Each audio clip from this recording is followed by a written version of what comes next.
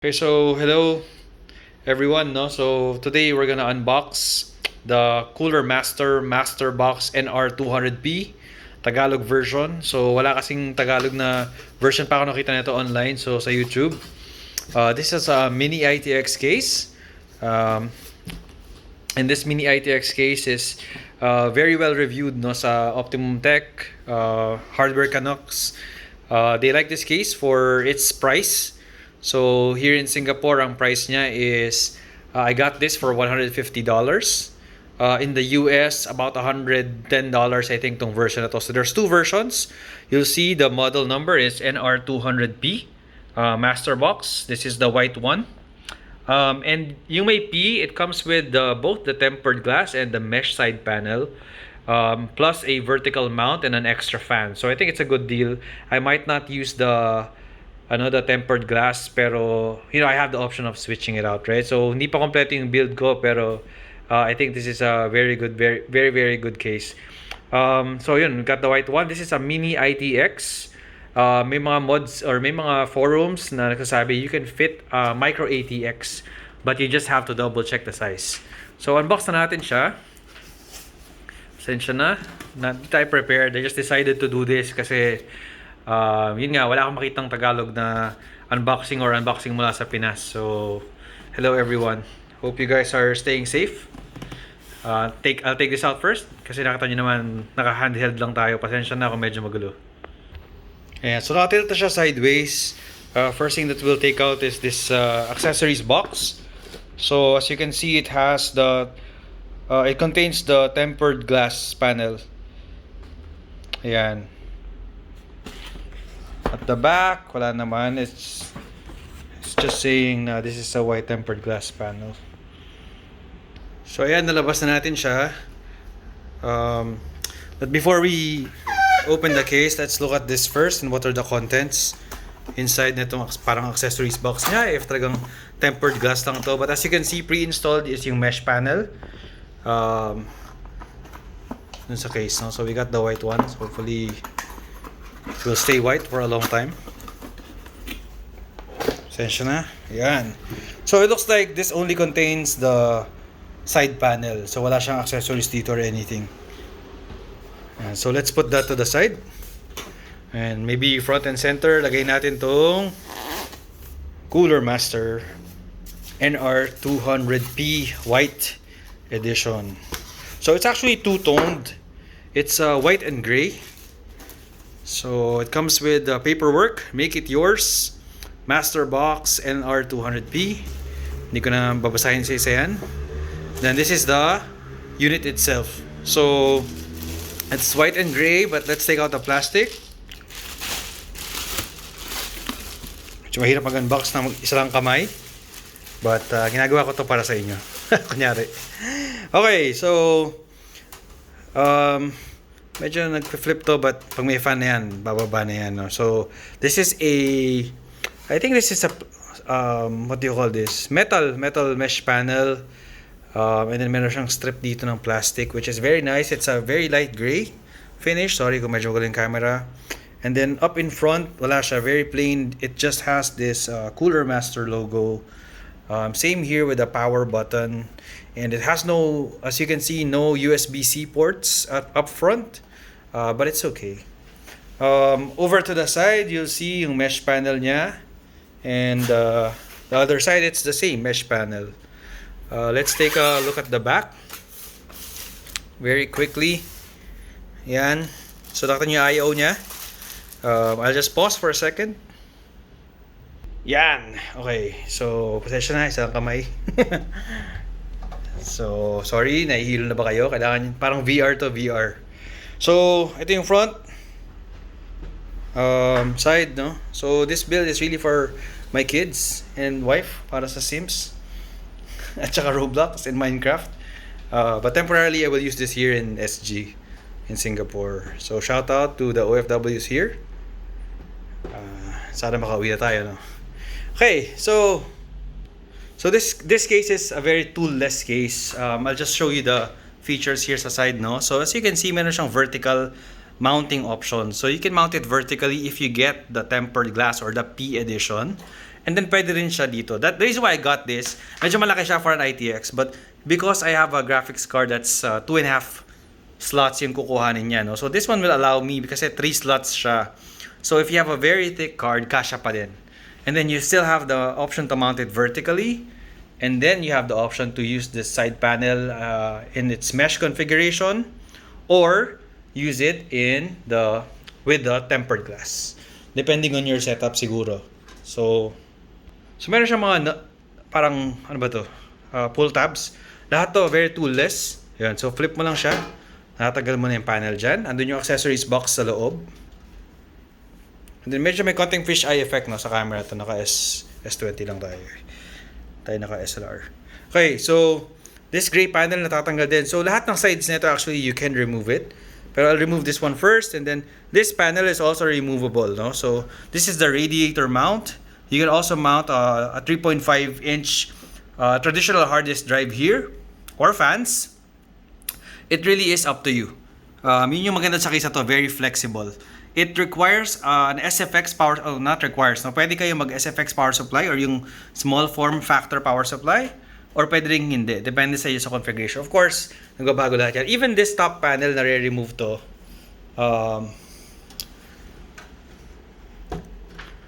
Paano ba i-remove? But we have to remove the other side panel muna. Sa kabilang side. So again, 360 view. Wala tayong mga B-roll dito, ha.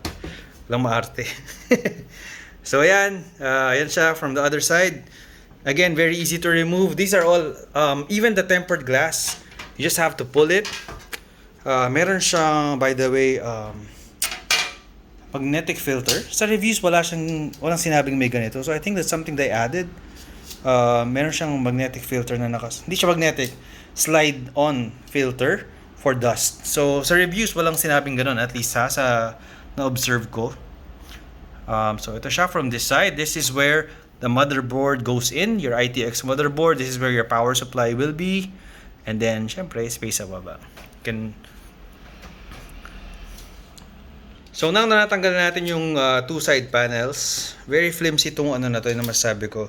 Initial impressions, no, the build quality is really excellent, pero yung fans, they have to cut some corners, right? Kasi impression nito, sabi natin mahal siya, right? Compared sa mga generic cases. But, ITX cases are generally very expensive. So even the smallest one that is not as featured, easily could be $200. No? So, yun lang. So, teka lang. Let's put that to the side, no? Sorry, medyo mahaba yata yung video natin. But, what I wanted to show is also how to remove this top panel. So, because it's a small case, typically, the case manufacturers, they would allow you to remove a lot of the panels para hindi kayo mahirapan magtrabaho. So medyo I had to use two hands, no, pero you can flip it up. Ayan. So doon you install yung fans sa taas. Actually kailangan siya talaga tanggalin because these are toolless yung fan nito. So push lang siya, ipo-push mo lang siya para mag-lock in yung fans, no. You don't need screws for the fans, so it will come with. I'll show you that later, hopefully, or probably I won't. Not yet. Not in this video, at least. And then now, the front panel. Ayan, nabagsak ko na. Sorry. So maganda pala, no? Pakita ko lang sa inyo. This has a very matte finish. When you touch it, matte siya. Hindi naman nagasgas yata, no? Nabagsak kong konti. Ayun. So, you know, the finish is really matte and really nice. Very, very clean. So, ayan, tingnan natin yung case. Nakahubad na siya. Yan. So it's actually heavier than I expected. It's not made of aluminum. Typical nakalimutan ko tawag sa ganitong metal, but it's a metal frame, metal panels, hindi aluminum ang ginamit dito. In front, you can mount a traditional AIO pump, or not AIO, pero yung traditional pump na pang custom water loop or water cooling. Pwede ka rin mag-mount ng SSD dyan, dalawa, or 2.5 inch na mechanical hard drive. And then that's your PSU cage. You can mount it here or mount it here in front depending on the configuration na gusto nyo. Lahat to kadalasan slide in lang. Ito may routing na siya for the power cable to come here kasi syempre yung power supply is over here. So yan. So typically, pag mag-water cool ka, yung di ba parang sa Gamers Nexus, you're not supposed to mount the radiator sa baba, no? Pero in this configuration, dalawa lang talaga yung options for your AIO. It's either here, or dito sa baba. Which means inverse siya, which is not ideal. It will still work. Sabi nila it will reduce the longevity and maybe reduce the cooling efficiency or even increase the noise. Pero it will still work, and it does not really void your warranty to do that. So it's up to you. Personally, for me, I'm willing to go through that maybe for more cheaper or hindi masyado expensive na mga AIOs. Pag nasira, di palit after a year or two. Anyway, hindi naman forever talaga pag AIO. Walang forever. Okay, so that's it, I think. Wala na akong masabi. I'll try to do some more videos or at least share pictures kapag na-build ko na siya. This is not gonna be a very high-powered system. But inalone ko dito yung RTX 3070 natin. Pero this is for my kids. They will use it for... So, ang build ko dito is i5 10400 system. Okay, that's it. Any questions, let me know. Gagawa pa lang ako, mag-build pa lang ako. Pero if you have questions, or if I discover something, I'll tell you. I'll share it on maybe a follow-up video sa assembly. But that's a 360 view. Wala tayong rotating pedestal dito, no? Oh, sorry. Let me open the accessories box. So, remove ko lang tong cage na to. Again, karamihan dito talaga tanggal kabit ka. But I'll remove this and then I'll pull out the accessories box. And then resume the video. So, yan lang. Hindi ako kaliwete. So, babay muna. Ayan. So, natanggal ko na. So, agad tong video na to. Bawal sa maarte, no? Wala masyadong B-roll. At least for now, no? First video lang natin to. Really, I wanted to share yung experience ng pag-unbox na ito. It's an ITX build, no? But you can have a very powerful system here. Kahit 3080 kaya. Kahit na, and they've tested this sa mga higher end builds, no? So kayang-kaya yan. Sabi nga, it can even fit an MATX motherboard. Ang mangyayari lang, instead of ito lang, if fill up nyo hanggang baba. And then the cables you have to route it here. Hindi ko ma-explain ngayon, but just showing the cables that are inside. Ito yung headers niya. They're all together. Hindi siya yung isa-isang klaseng header na mahirap ilagay sa motherboard. And syempre, Cooler Master, purple yan palagi. So, ayan siya. That's your USB header. I think this is a USB 3.1 header. I'll double check. And then ito yung parang power supply extension niya nga kasi it routes the power all the way to the back. I'm just showing you the insides. Vertical GPU mount. It has, let me show you the clearance here. So it has two lang yung pang clearance niya, no? Pero two slots. Pero kung mag-extend 2.5, pwede mo pa siyang i-vertical. I'm not sure kung kakasya yung 3070 ko dito ng vertical, but we'll try. Sa baba, for sure, 3 panels yan. So, may nakita ko iba yung pag 2.5 slots lang, they can even put an intake fan here. Para kasi ang traditional or ang intended airflow talaga ng case na to is intake dito, tapos dito sa taas yung exhaust, pataas. Diba? Hot air rises. So, ayan, yan lang. So, beefy cards, pag almost 3 slots na yung kinukuha ng graphics card nyo, most likely you have to do a horizontal alignment. Pero mahaba naman siya, aabot yan ng 300 mm mahigit. Tech specs, I'll just flash siguro. I don't know. I don't plan to edit. Accessories box. Ayan. So, meron siyang 2 fans. These look big. I was expecting the fans to be smaller. Sabi 92 mil lang daw to. Let's check the specs. Pero 120 mil fans ang kasama niya. Thickle flow fans. Non-RGB, but you don't need RGB all the time, diba? So, ayan. Sorry, hindi masyado nagpo-focus. But yeah, I was expecting 92 mil fans. Pero I guess they updated the packaging na, no? So, ayan. Meron siyang splitter. Actually, yun lang. I'm looking for screws. Hindi ko pa nakikita kung nasa ng mga screws.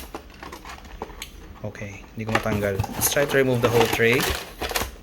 Ayun! Okay. So what else does it come with? Meron siyang screws, obviously. Ay, sabi ko, parang push lang yan, no?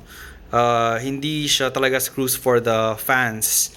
Parang push to lock type siya. And then of course, meron siyang zip ties for cable management. And then may kasama siyang ganito, which is your PCIe riser cable. Para sa vertical GPU mount. Naka-seal siya, so hindi ko mabuksan sa kamay lang. Pero, yun, very nice. It's very short. Again, short cables are ideal for short cables are, yeah, I just had to open it. Short cables are ideal for M or mini ITX builds para hindi makalat, because there's not a lot of places, no, to hide the cables. Okay, so usually it's more about organizing it, making it look neat rather than hiding them. So bawal medyo tamad-tamad mag-cable management. Okay, that's it. Sensya na kung medyo nahilo kayo, but I hope you like it. Maybe I'll end it with a shot ng buong build or buong unit nang nakabalik na ulit yung panels. Okay, so ito na ulit. Na-assemble ko na siya. Again, toolless. Snap-on lahat ng panels, even sa front, top, and both sides, no? So ayan na siya. Very clean, very nice. I love this case. And then it has rubber feet. Pakita ko sa inyo. Yan, yung ilalim niya. I know these rubber feet, no, or plastic with rubber, rubber padding are removable. You can 3D print your own design, own colors. So ayan, meron naman siyang fan filter sa baba. Parang hindi ko matanggal. But yeah, that's how it looks from the bottom. From the back, okay. So ayan na siya.